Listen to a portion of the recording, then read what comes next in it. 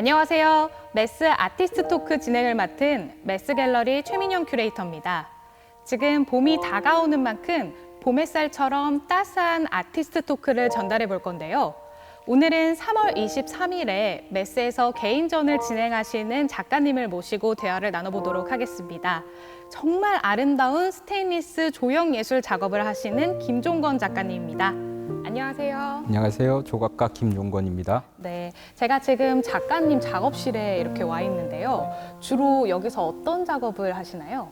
네, 저는 인간 사람에 대한 주제로 메탈을 이용해서 메탈을 자르고 붙이고 그림을 그리고 칠을 해서 작품을 하고 있습니다. 네, 그런 작업 활동을 하시면서 영감을 주거나 받는 모티브가 있으신가요? 네, 저는 주로 책을 보거나 영화를 보거나 그런 곳에서 영감을 받거든요. 그래서 제 이야기는 인간의 본질에 대한 이야기예요. 제가 처음 작업을 할 때는 인간 폭력성이나 욕망이나 이런 것들에 대해서 다뤘는데 이제는 그걸 생각하다 보니까 사람이 도대체 무엇이 어디서 왔지 그게 궁금해졌어요. 그래서 그게 책을 보고 공부를 했을 때는 그 우주가 처음 빅뱅 폭발을 해서 그 원자들이 결합하고 다시 분리되고 다시 결합하는 희박한 과정에서 사람이 나왔다고 들었거든요. 거기서 영감을 받고 그리고 자연과 사람을 결합해서 작품을 하게 됐습니다.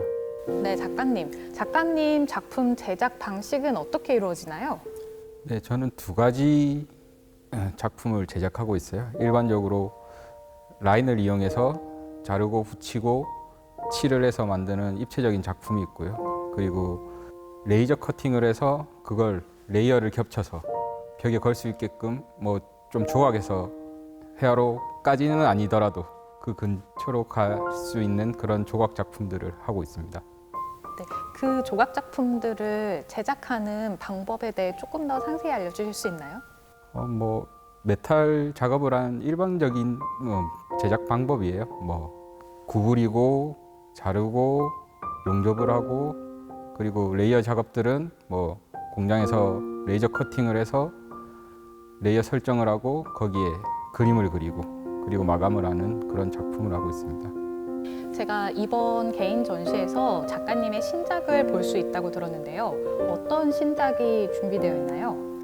저번 개인전 같은 경우에는 그 인간의 욕망을 다뤘거든요. 그래서 욕망이 가장 투사될 수 있는 게 집이라고 생각했어요. 그래서 두 번째 개인전에서는 집을 다뤘고요. 그리고 앞에 말한 것처럼 이번에는 인간의 본질에 대해서 조금 탐구를 하고 싶었어요.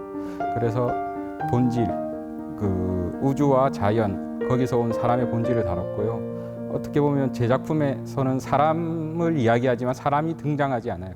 그 사람은 작품에서 색이나 아니면 사람이 탐구하려고 만들었던 도구들, 우주선이나 열기구나 그런 걸 통해서 사람을 인간과 좀 결합시킨 작품을 하였고요. 그리고 제 작품에서 파란색이 많이 나오거든요. 네, 파란색은 자연에서 볼 수 없는 색이라고 들었어요. 그 자연에서 볼 수 있는 파란색은 빛에서 반사된 색을 사람이 보는 것뿐이고요. 그래서 옛날에는 그 파란색이 금보다 비싼 색깔이라고 이야기를 했거든요. 그래서 권력자나 아니면 돈이 많은 사람들만 사용할 수 있는 색이었고요. 어떻게 보면 그게 인간의 욕망이죠. 그래서 저는 자연과 그 인간의 욕망을 결합시켜서 이번 작품을 하게 되었습니다. 좀 인간하고 자연하고 좀 상반되는 느낌도 받게 되는데 이런 느낌을 받는 게 맞을까요, 작가님? 아니요, 전 인간 그리고 사물 그리고 자연 모두가 다 같은 원자 배열만 다를 뿐이지 같다고 생각하거든요. 그래서 특별한 차이는 없다. 그 항상성을 유지할 수 있는 능력만 가진 것뿐이다. 그렇다고 제가 인간은 아무 가치 없는 존재다 이렇게 생각하는 건 아니에요. 태어나고 만들어지기까지는 희박한 확률로 나왔거든요. 네. 거기서 스스로 만족하고 인간들끼리 협력하고 성취하고 하면서 살아가는 게 중요하다고 생각해요.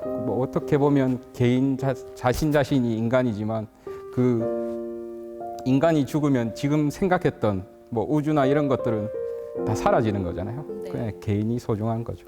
메스에서 개인전을 진행하시게 된 소감이 궁금합니다. 네, 제가 작품 활동을 다 계속 부산에서만 해왔어요. 그리고 단체전 뭐 이런 것들은 서울에서 하긴 했는데 첫 서울에서 하는 개인전을 메스 갤러리에서 할 수 있게 돼서 감사드리고 그리고 기쁘게 생각하고 있습니다. 네, 그 메스 갤러리에서 이렇게 작가님의 첫 서울 개인전을 진행하게 되어서 저희도 정말 영광스럽습니다. 네.